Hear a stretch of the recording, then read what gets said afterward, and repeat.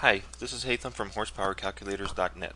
In this week's tuner report, we're going to be doing something a little bit different than usually what we do with the power calculator. Instead, I'm going to talk a little bit about control valves that are used in general aspects of controlling airflow inside your engine, and with other switching mechanisms, both on naturally aspirated and boosted supercharged or turbocharged applications. The reason I'm covering this topic today is for a friend and a reader who asked about sourcing a bypass valve for a twin-charged turbo diesel application. He wants a bypass valve to bypass the supercharger at higher boost levels and to use his larger turbocharger to supply all the airflow and boost that he needs in the higher RPM ranges. The question made me think about a few things, and in that moment of clarity I decided to write this small guide on choosing a good control valve in general, and more specifically a bypass valve for your twin-charged application. Now there are three different parameters that affect a control valve's design, and we have pretty much a choice between we have pretty much two choices for each of these three parameters. So there are about 8 possible combinations or 8 different ways to design a control valve, but I'm not going to cover them all here. I'm just going to cover the most important ones or the most used ones, and you can get pretty creative with the rest of it. These three parameters are: first, the valve design. Is it a butterfly valve? Is it a plunger style valve? Is it a cap design? Is it a push valve or a pull valve or a rotating valve, basically? The other thing, is it normally open or normally closed? That is when it's in normal conditions or atmospheric pressure. Is it open or is it closed? Does it open under boost or does it open under vacuum? And that tells us what kind of actuator mechanism we're going to be using. And then the last one, is it a more complex design? Is it a dual chamber design that works both under vacuum and boost? So before we start, I'm going to give you some examples of commonly used control valves on your engine, just to give you an idea about what we're talking about here. You may have heard about the EGR valve, which is an exhaust gas recirculation valve. That valve connects your exhaust system or your exhaust manifold to your cylinder head or your intake manifold, depending on the car. And that valve opens under high vacuum, so when you're in cruising conditions, the valve opens to allow some exhaust gas to flow back into the intake manifold. When you have exhaust gas back pressure in your exhaust side and vacuum in the intake manifold, the air will flow from the high pressure area, which is the exhaust, into the low pressure area, which is your intake manifold, and that gas coming from the exhaust will have unburnt hydrocarbons, and it'll get burnt again in the combustion chamber because it's passing through again, and it'll also reduce the volumetric efficiency of your engine because it's going to dilute your intake air charge. So for example, if the engine can breathe let's not say 1 liter, let's say about 100 cubic feet per minute worth of air, if 20% of that air is recycled exhaust gas, then it's breathing 20% less air, and that's going to reduce your emissions, reduce your fuel consumption, because you're going to need less fuel to match that lower volume of fresh air, and it's going to boost your burn rate, or the completeness of the combustion process, by burning everything twice. So that's one example of a vacuum operated valve. Another example we can talk about is a waste gate, which you'll find used on a turbocharged application. That's a valve in your exhaust system that connects to the two parts of your exhaust manifold and your downpipe. And what that does is it creates a bypass path for the exhaust flow to go through, rather than going through your turbocharger's turbine. That's a valve that's boost operated, so in its normal condition it's going to be closed. And when it operates, it's going to open up and allow the exhaust gas to flow through that route and away from your turbocharger to limit or to control the turbocharger's max boost, or the max RPM that the turbine shaft and the compressor shaft are moving at. A third example I can give you is an air injection valve, and this works similarly to an EGR valve. Sometimes they combine the two in one on certain cars. If you have a turbocharged or supercharged vehicle, when you lift off the gas, you have a small bit of boost that's trapped inside your intake system between your turbocharger and your throttle body. This amount of air can be vented through a blow-off valve, but some car manufacturers, instead of throwing that air into the intake, what they do is they open up a valve between your intake manifold, or not really your intake manifold, between your intake system and your exhaust manifold. And since you're under boost pressure, so the air pressure inside your intake system is higher than your exhaust back pressure, when they open that valve, air will flow from your intake system into your exhaust manifold, into your catalytic converter, which leans out the exhaust mixture inside the cat, which raises its temperature, which makes the cat perform at a higher efficiency level, and it also matches the unburnt fuel. When you let off the gas really rapidly, there's an amount of lag between when you let off the gas and when the injector stops spraying, so usually you'll see a rich spike as you come off the throttle if you're logging your air-to-fuel ratio. And that excess fuel doesn't have enough air to match it in the exhaust manifold to burn it. So when we open an air injection valve into the exhaust stream, that excess fuel is matched with the excess boost that was in the intake system that should have met it inside the cylinder. Instead of meeting inside the cylinder, they meet in the exhaust manifold or downstream at the catalytic converter. And since the exhaust temperature is high because you were just boosting, then that excess air and fuel get burnt in your exhaust system on their way out and reduces your emissions. So there's 3 types of valves. One was vacuum operated, and the other 2 were boost operated. Now we're going to look at some schematics and see how these valves work and figure out, based on these schematic diagrams, how to choose the valve that works for our application, which is going to be a twin-charged application where the valve opens under boost, but also holds pressure under boost because you don't want to create a boost leak. So it's kind of an interesting way to do things. The first valve I'm going to illustrate here, I'm calling a, let's see, what did I call this? A pull style. Yep. Hang on a second. We're calling this a pull style vacuum valve. I'm calling this a pull style because it uses a plunger, as you can see here. This is my plunger that's seated against the bottom seal.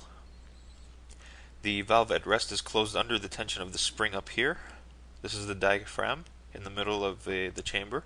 We have a top chamber here with a nipple that we connect to our vacuum source. We have a bottom chamber here that's blocked off or has an excess nipple that we're not using.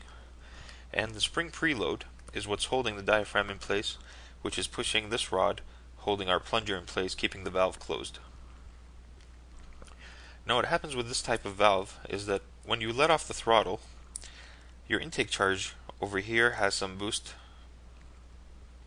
that's pent up in the system. So this would be a typical bypass valve configuration. And your vacuum source coming from inside your intake manifold will have vacuum inside it because the throttle plate is now closed. So you have boost in the intake and vacuum in the manifold. What happens is the boost is trying to push this plunger upwards against the spring preload, and the vacuum is also pulling this diaphragm upwards. The combination of these 2 forces lets this valve pull the mechanism upward, which is why I called it a pull valve, and that it'll move this plunger right here. It'll move the plunger upwards away from its seat, allowing air to flow through and out the outlet. Right? Now the thing to notice here is that on some of these basic bypass valves, you'll see people crush the top of the valve right here.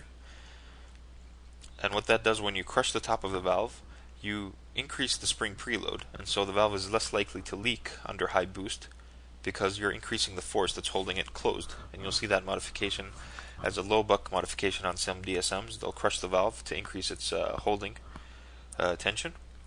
Another thing you might see is that, and this is something Toyota and Porsche learned from using these valves in the early days, if you look at the boost here, the boost is always pushing against the valve trying to open it. Right? Under high boost applications, this valve might start to leak. If the boost gets strong enough, or the boost is high enough where this moves a little bit backwards, you might get some air leakage through your bypass valve, and that'll reduce the amount of boost in your intake manifold and reduce your power level. So what people commonly started to do was to flip these valves around so that your boost is no longer feeding in the bottom. If you rotate this valve by 90 degrees, your boost is now feeding through the side, as you can see here, and the boost coming through the side will help hold the valve shut until you let off the throttle, and then you have higher vacuum here than you do have boost, and that'll open the mechanism. Right, so let me return to our original configuration here. Yep. And that trade-off, right, so beside crushing the valve chamber and switching the inlet and outlet on this valve to make a trade-off between response and better seal. See, when your boost is pushing against the valve on the bottom here, on a pull style valve, that gives you a very responsive blow-off valve, which is why they use it in this arrangement. but this response becomes a negative at high boost applications, and so you're trading off response for ultimate sealing potential.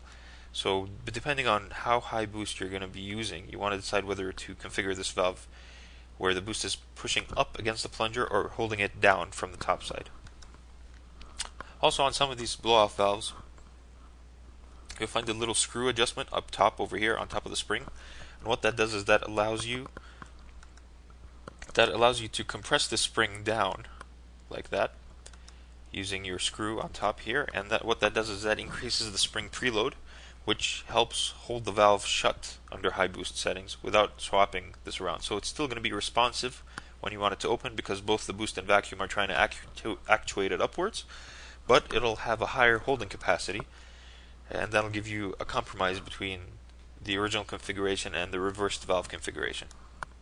If you want to see what one of these looks like in the real world, I have a picture over here. Where's my picture? Right here. This is a typical Bosch style blow-off valve. You can see the plunger over here. This is the plunger on the bottom. This is the diaphragm we're talking about. You can see the spring inside, and this is the vacuum port that helps pull this upwards, moving it away from the seat and allowing the boost to flow through. So that's our pull style vacuum operated valve. Move on to the next type, which is a push style vacuum operated valve. If you look at this type of valve, I've reversed the location of the spring with respect to the diaphragm, and if you notice that now our active chamber in the blow-off valve actuator, or in the control valve actuator, is this bottom chamber, which is under the diaphragm. And so to make this operate under vacuum, we're going to connect the vacuum source to the bottom chamber, and what that does, when there's enough vacuum in this chamber, it'll pull the diaphragm down because it's sucking the air out of this chamber, so the diaphragm will get pulled down. That'll compress the spring, and it'll push this plunger, not this plunger, it'll push this cap outwards like this, allowing the air to flow through. Now the merit of this design is that it's a push design instead of a pull design. You see the boost pressure over here pressing up against our cap. No matter how much boost you have on this side, all that boost works with you at creating a better seal because it's pushing the cap into its seat. So this is never going to leak. And that's the merit of this design, is that it does not leak. Of course, it's going to be less responsive because when you try to open it, you have to have more vacuum than boost.